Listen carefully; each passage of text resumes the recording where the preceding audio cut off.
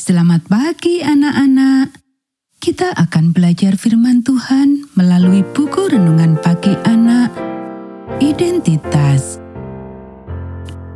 Hari ini tanggal 30 September, judul renungan kita, Dituntun oleh Roh Kudus.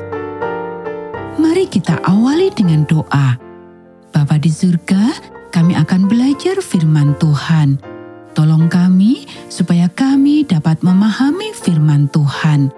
Dalam nama Tuhan Yesus kami berdoa. Amin. Anak-anak, ayat inti renungan pagi kita hari ini diambil dari kitab 2 Korintus pasal 3 ayat 17 dan 18. Sebab Tuhan adalah roh, dan di mana ada roh Allah, di situ ada kemerdekaan.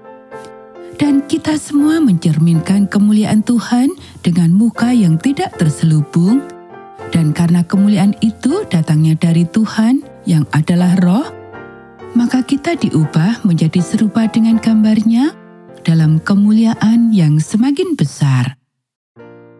Revisi dari pernyataan-pernyataan ini dapat dilakukan pada saat sidang General Conference, ketika gereja dipimpin oleh Roh Kudus kepada pemahaman yang lebih penuh akan kebenaran Alkitab, atau menemukan bahasa yang lebih baik untuk mengekspresikan ajaran-ajaran firman Allah yang kudus. Firman Tuhan tidak pernah berubah. Namun, pemahaman manusia akan firman Tuhan berubah seiring dengan pertumbuhan kita, seperti yang ditunjukkan di dalam Alkitab dan dicontohkan di dalam ayat di atas. Fakta ini juga dituliskan dalam pernyataan iman pembuka kita yang membedakan kita dengan banyak denominasi lainnya. Di antara orang Kristen, umumnya ada dua sikap terhadap perubahan. Beberapa orang tidak pernah berubah, berpegang teguh pada apa yang diajarkan oleh orang tua atau pendeta mereka, bahkan menolak untuk bertanya. Pertanyaan dianggap sebagai ketidakpercayaan atau ketidaksetiaan dan seringkali ditakuti. Tuhan yang mengatakannya, saya percaya, itu sudah cukup. Sangat benar jika Anda yakin dengan apa yang sebenarnya Dia katakan.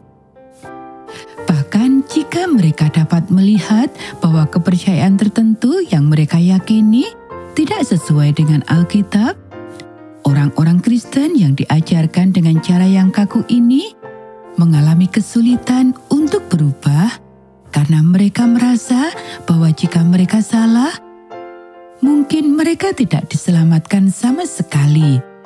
Mungkin mereka bahkan tidak pernah mengenal Tuhan sebelumnya. Umat Advent berada dalam posisi yang unik untuk menghibur orang-orang ini. Orang-orang Kristen dan gereja-gereja lain berubah sepanjang waktu.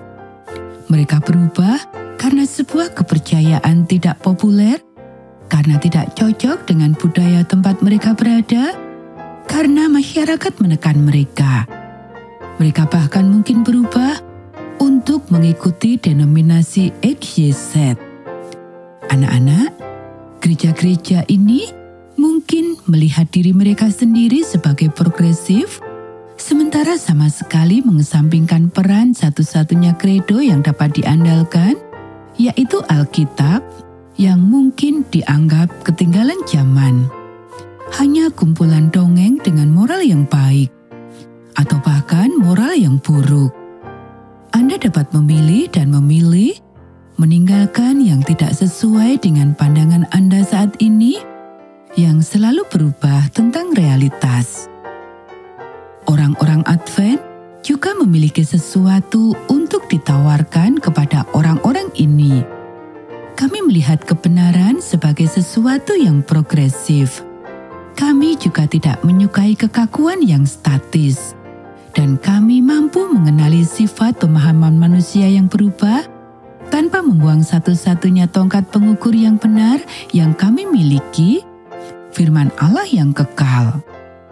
Anak-anak, demikianlah renungan pagi kita hari ini. Mari kita akhiri dengan doa.